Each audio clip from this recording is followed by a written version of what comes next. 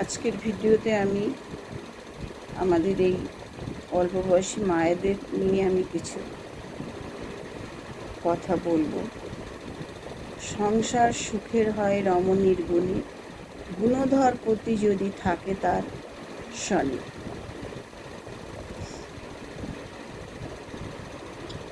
সংসার জীবনে প্রতিটি ক্ষেত্রে নারীর ভূমিকা অপরিসীম। একজন নারী পারে সংসারটাকে ধরে রাখতে, সংসারটা সুন্দর করে গড়ে তুলতে। তাই তো নারী লক্ষ্মী স্বরূপিণী, মমতাময়ী, জগদ্ধাত্রী, স্নেহময়ী, ধৈর্য, সহ্য, সেবাপরায়ণা, শুশ্রূষা, সহনশীলতা, আত্মনিয়ন্ত্রণ, কর্মদক্ষতা এইগুলো নারী জীবনের একটা অপরিহার্য অঙ্গ। সংসার জীবনে নারীকে অনেক সমস্যার সম্মুখীন হতে হয়। সেইগুলো জয় করা নারী জীবনের একটি বিশেষ গুণ। অনেক সময় অনেক কঠিন সমস্যার সম্মুখীন হতে হয়। এই সকল সমস্যা থেকে মুক্তি পাওয়ার একমাত্র উপায় হলো একজন সৎ গুরুর দীক্ষা নেওয়া, একজন শ্রেয় পুরুষকে আশ্রয় করে চলা। সেই শ্রেয় পুরুষই হলেন একজন সৎ গুরু, যিনি আমাদের পথ দেখাবেন, সঠিক পথে নিয়ে যাবেন।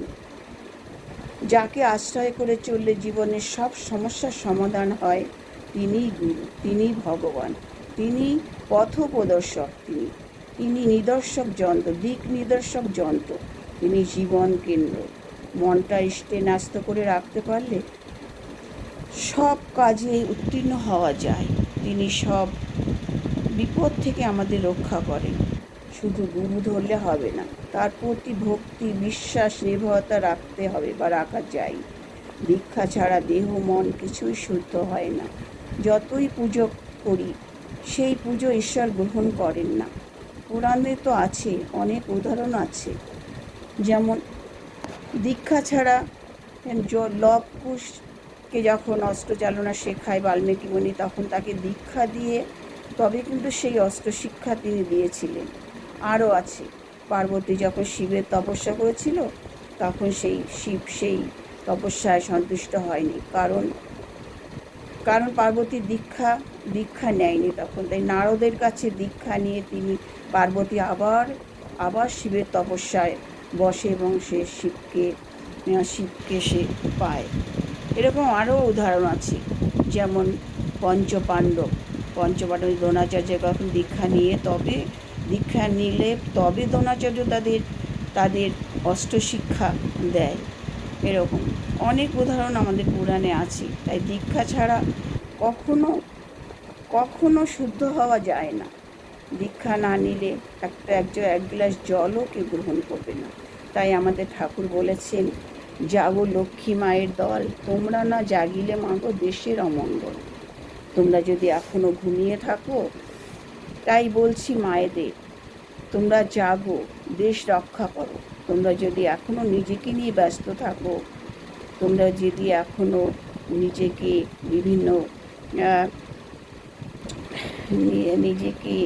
নিজেদের ডুবিয়ে রাখো নানান আনন্দ মুখরতায় বা যে কোনো সে তাহলে তো চলবে না। দেশটাকে রক্ষা করতে হলে তোমাদের জাগতে হবে মা, তোমাদের দেশটাকে রক্ষা করতে হবে। তাই বলছি, তোমরা না জাগলে, তোমরা যদি সঠিক শিক্ষিত না হও, তাহলে তোমাদের ছেলেমেয়েরাও সেই তোমাদের দেখেই তো শিখবে, তারা তোমাদের দেখে শিখবে। তোমরা যদি সঠিক পথে চলো, সঠিক মতন সংসার জীবনে সবাইকে নিয়ে চলতে থাকো, চলো। আর সবাইকে নিয়েই চলতে হবে। সংসার জীবনে কিন্তু কোনো একা চলা যায় না, সকলকে নিয়েই সংসার করতে হবে। ছেলে মেয়ে, শ্বশুর শাশুড়ি, সকলকে নিয়ে, কাউকে বাদ দিয়ে কিন্তু সংসার হয় না। আর এই সংসার থাকলেই তার অনেক সমস্যাও থাকে।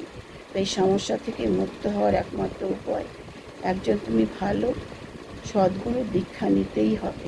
দীক্ষা না নিলে দক্ষতা অর্জন হয় না। আর এই দক্ষতা সংসার জীবনে অনেক প্রয়োজন।